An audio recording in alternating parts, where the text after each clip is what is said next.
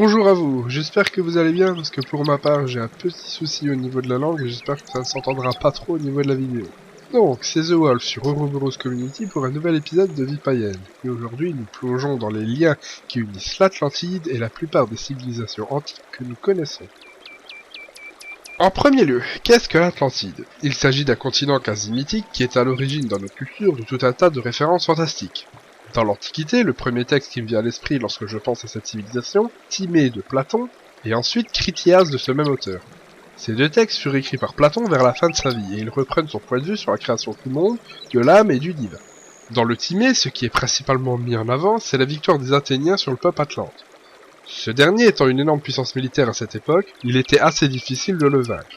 Selon les écrits, l'Atlantide serait un grand empire qui aurait soumis vers l'an -9000 l'actuelle Libye, et l'Égypte et une très grande partie de l'Europe. Mais en arrivant en Grèce, il tombe sur l'armée d'Athènes qui arrive à résister et qui repousse l'envahisseur. Dans le Critias, au contraire de voir le point de vue grec sur ce peuple mythique, nous apprenons un peu plus comment la civilisation atlantidienne fonctionne. Nous y apprenons que l'Atlantide fut un cadeau pour Poséidon lors du partage du monde aux dieux. Le dieu des mers y installe ses enfants et son premier fils Atlas en fut le roi. On y explique que l'Atlantide était une terre particulièrement riche en matières premières et que l'oricalque, un métal très rare, était abondant dans son sol.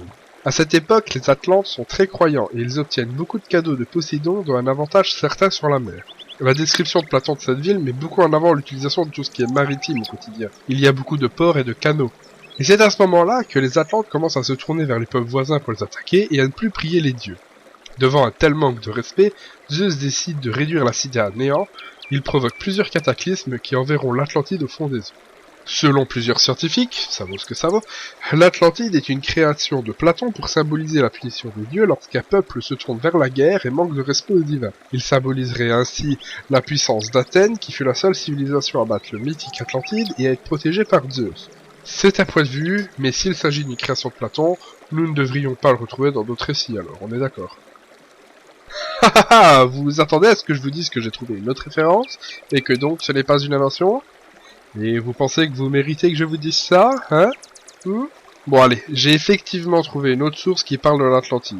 Source que j'ai déjà montrée dans un autre épisode. Il s'agit de la légende de Rame.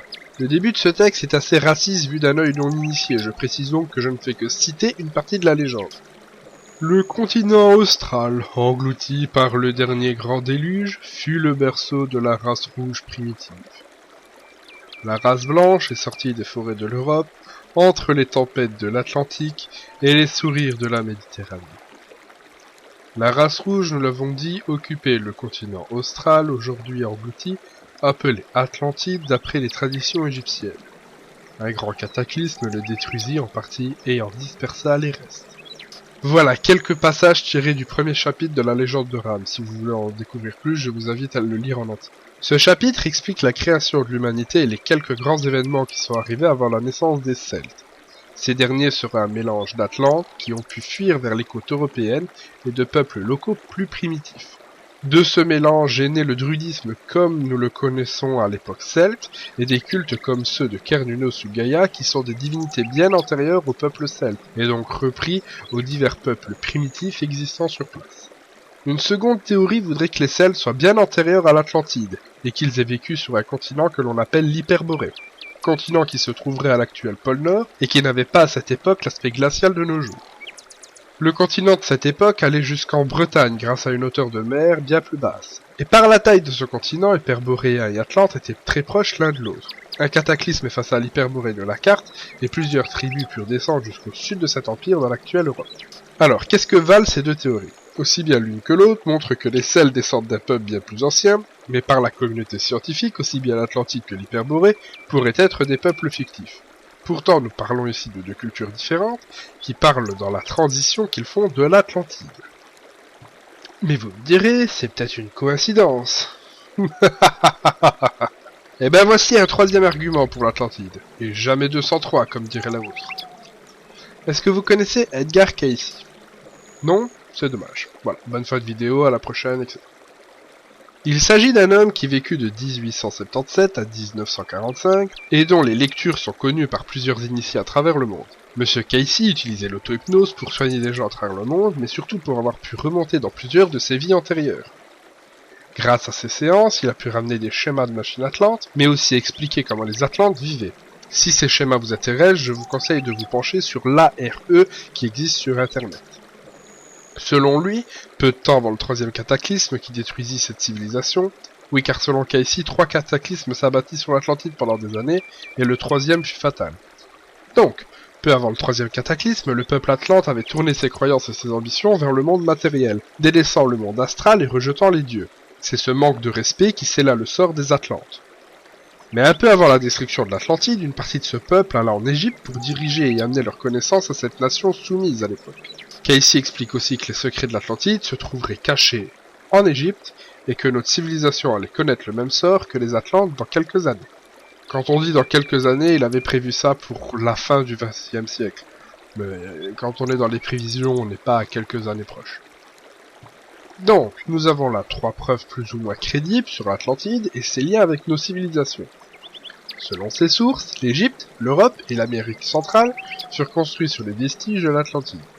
Et des connaissances communes à ces 3 peuples, pourtant si loin l'un de l'autre, il en existe.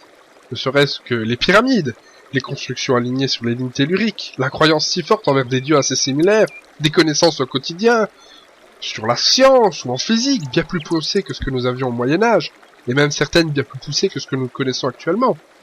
Et ceci pour moi constitue des preuves que nos peuples antiques sont bien des descendants de l'Atlantide.